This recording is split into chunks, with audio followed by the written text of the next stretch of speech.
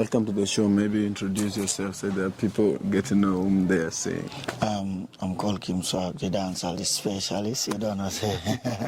Yeah.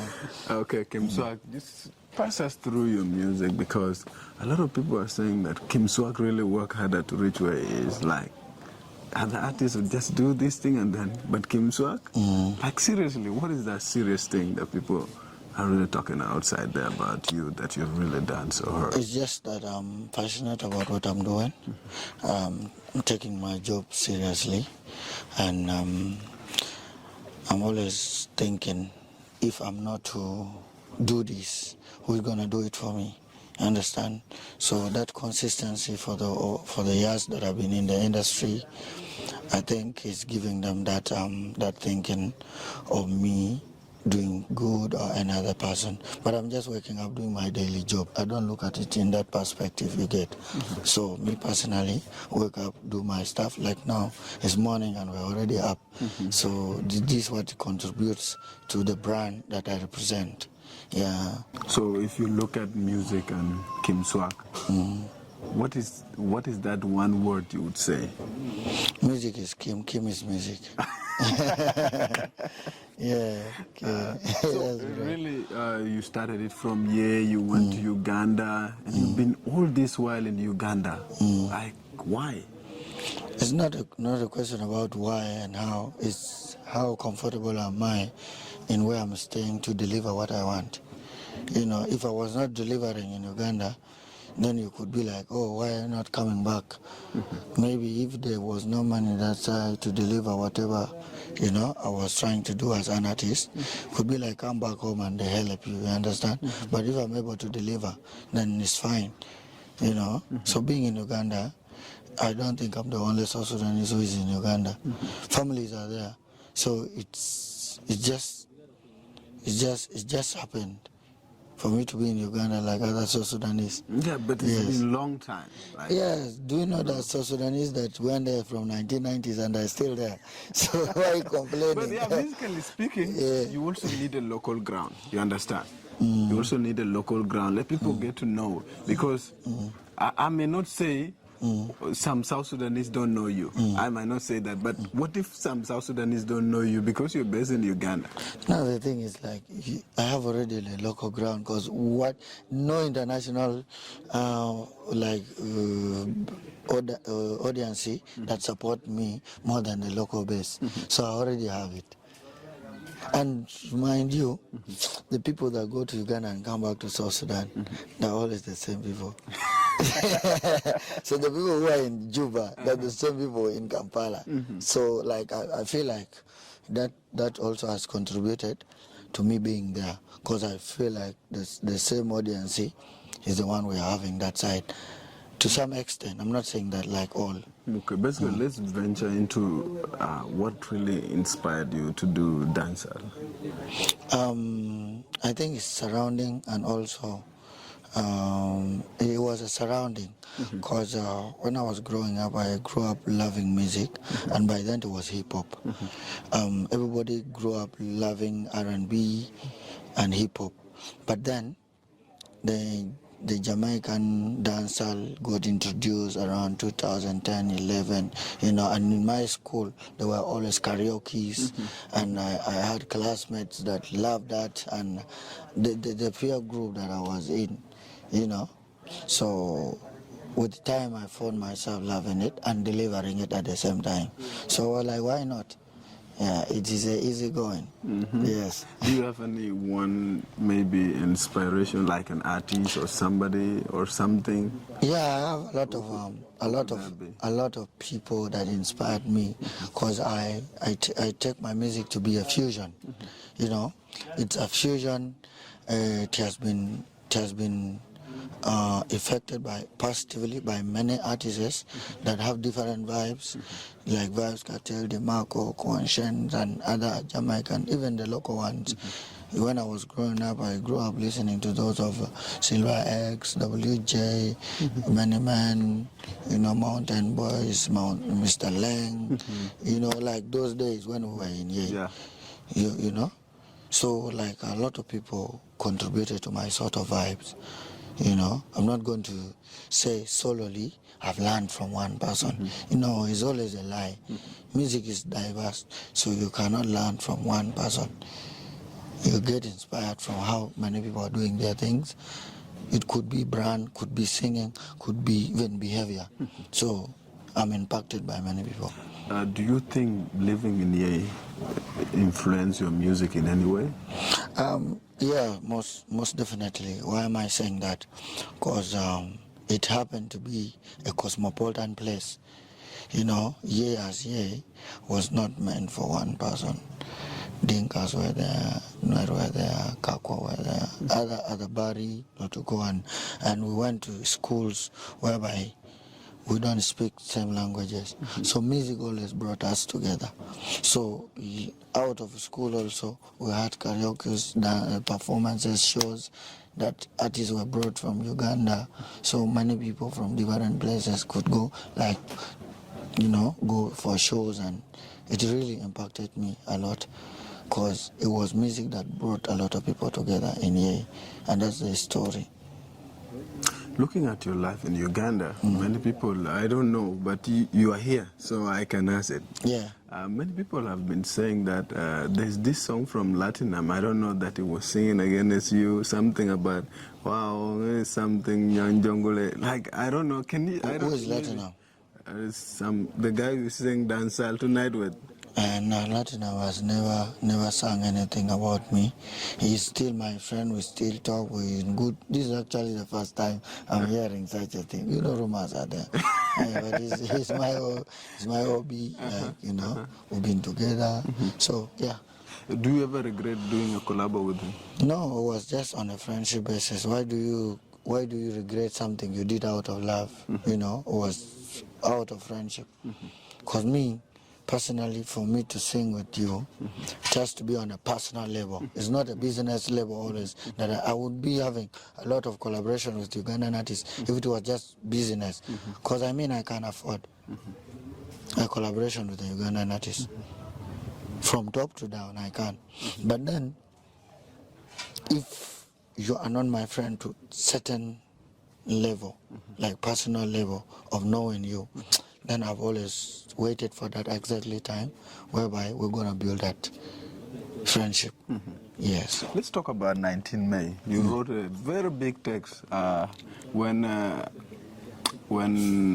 John Frog said that Anyariol is the top and number one dancehall artist in Jonglei State, and there's nothing you can do about it. On 19, you wrote a very big text, like feeling so sad about why you could do that and all this. Can you tell us a little bit about that? How did you feel when John Frog, like you've been in the system for so long, and then all of a sudden he comes up with a new guy and he's like, he's the best? Nothing is like this. Music doesn't have new guy, it doesn't have old guy. Music as music, today you can have one song and that song is legendary. Nobody will ever forget you about that song, and that's the credit Khim Swaqq will never take away. Khim Swaqq will never deny your success or your impact on the people who have loved your craft. Khim Swaqq is not a brand who is going to cry that, oh, somebody is better than him. No, I'm not that person. My point was him tapping to a certain community. I felt like Boer community have so many artists that are really respected, that are really talented, that anybody will not wake up and just put them in a bucket and abuse them or just compliment anyhow. So I was fighting that Boer line, not why would I be? I'm even happy that I was the first person to post a Nyarioli song because I like the vibe and it's nice. You ever requested for I haven't. I said if this song, if he's free with me putting a bass, I would definitely do it because it was out of love. You understand? So Nyariol as Nyariol, he has done something great. We should celebrate. But then don't wake up from nowhere and put all the Boer artists in one bucket and then trash them. We have worked hard like we have Ali Joma, very, very talented artist. We have Marco Boy, very talented artist. We have a lot of people who are very talented in Boer. So don't wake up and then just throw words. That's where I came from. Yeah, and But many people didn't understand, and I don't like explaining. You understand? Yeah. So John is my friend, but if he has done something wrong, we should put him in his space. Understand? So the next time he won't cross a line.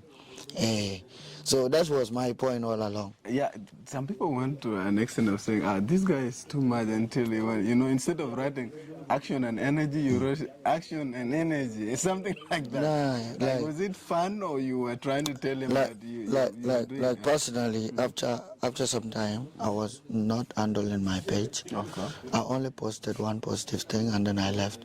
So when I was seeing a lot of chaos going on, I took control of it and then I posted. I was like, you know what?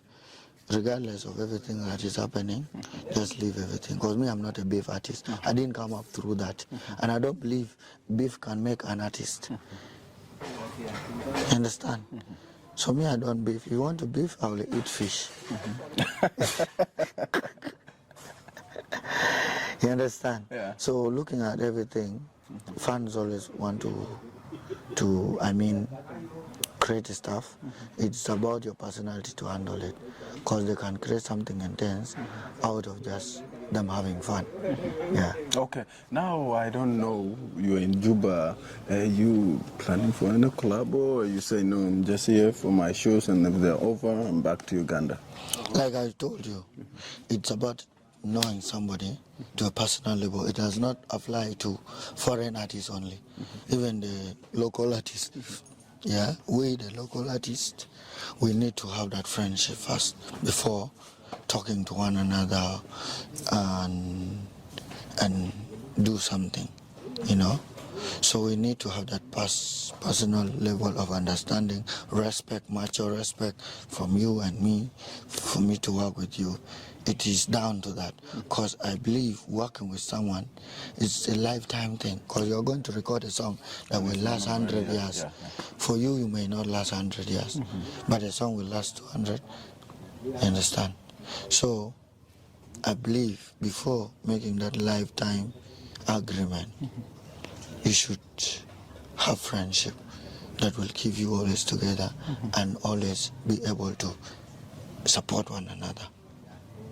So looking at all these things, it takes me sometimes to always take people serious and see them in and out of music. Who are they? Yes. Now, tell us a little bit about your disaster with South Sudanese ladies, because at your page, some month back, you wrote you will not work again with South Sudanese girl that you had encountered with brothers or what attacking you because you were doing a music something. Yeah. No, it's not a disaster. Don't call it a disaster. Why are you exaggerating it? The thing is like this. If you wrote it like you're not going to work with South Sudanese I ladies didn't say again. I'm not going to work. I was telling people, stop the propaganda that you guys are always doing on media. You see any artist working with a foreign lady, oh, you don't want to work, you don't want to work, oh, you don't want. It's not like we don't want to work. Yeah. Actually, we worked before, and we're willing to work, but on which terms? Because we believe our ladies are always properties. Understand? Yeah. So, to some extent, parents, brothers, and other guardians that are taking care of their daughters, however much the daughters are willing and are not willing, you are in hot soup, my friend. So, that's what I wanted to portray. Don't forsake us for working. It is easy working with those people, because those people, they go for audition. Before you can select the best candidate for your music. Yes, videos, those people have management that take them for audition, like it's a profession for them to be vixening or dancing in the videos.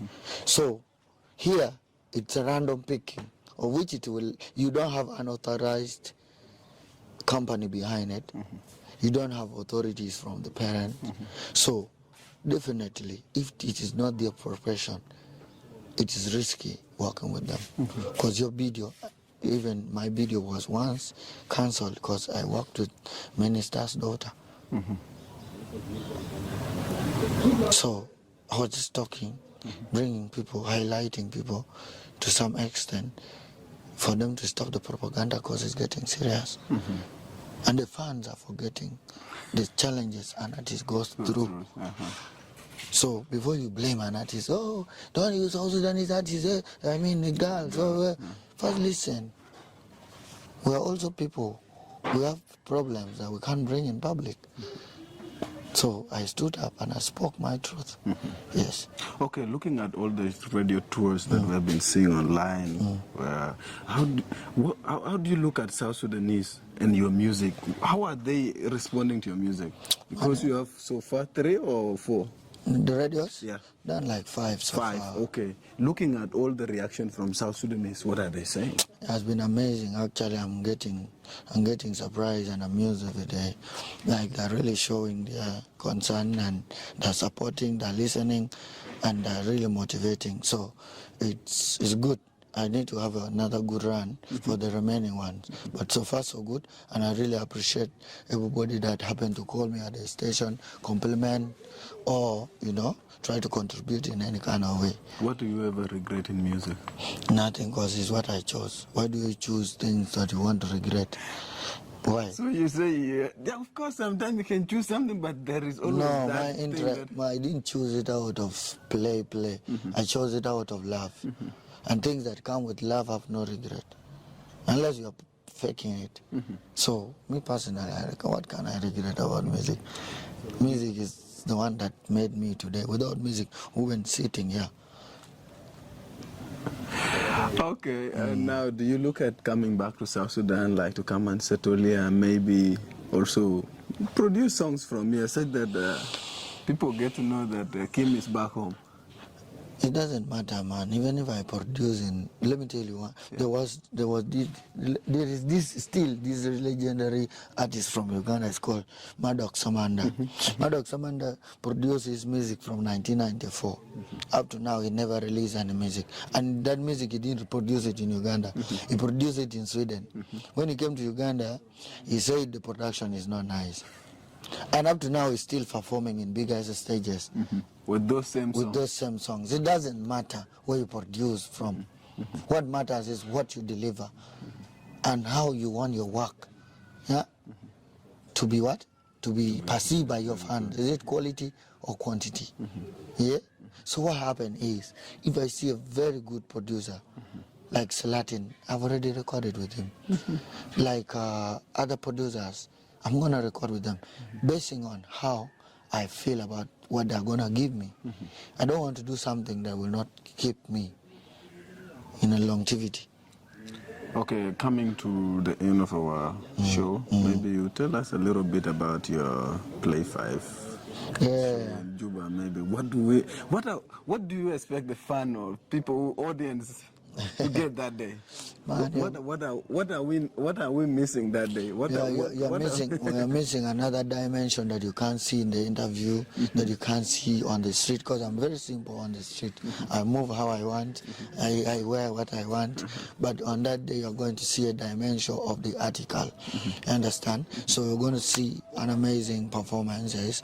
You're going to have the full-time entertainment. A lot of artists are going to come to support me. There are a lot of people who are invited to inspire people, and a lot of things. Like that day is going to be a turn-up, and everybody's going to have entertainment, because we're here to stand for entertainment. So I just want you guys to come on 27th, come and have fun, and just know Khim Swaqq is here to entertain you, and he's here to stay back too for some times. It's not my will. When it is time to stay back, just think it's comfortable for me, understand? Yeah. When I talk of comfortable, that is financial wise, and can't go there. But yeah, I'm here, and then let's enjoy the time I'm here with you guys. Okay, give us a little message, like maybe to your fan and to the people of South Sudan and other musicians. Like, what can you tell? Man, positivity. Always wake up positive. Do your stuff. You don't need to do a lot. You just need to wake up positive and do what the day needs for you. You cannot grow once at a time. You always, you contribute to it. So by the end of the day, you waking up positive means a lot. So always wake up positive, do your errands, and sleep, pray, wake up with that same energy. So always be positive. Okay. Yeah. Give me a little bit small thing in my favorite song. Keloinyire, Kedirigaye. Yeah, man. Thank you so Yeah, much. thank you, my brother. Thanks for having me.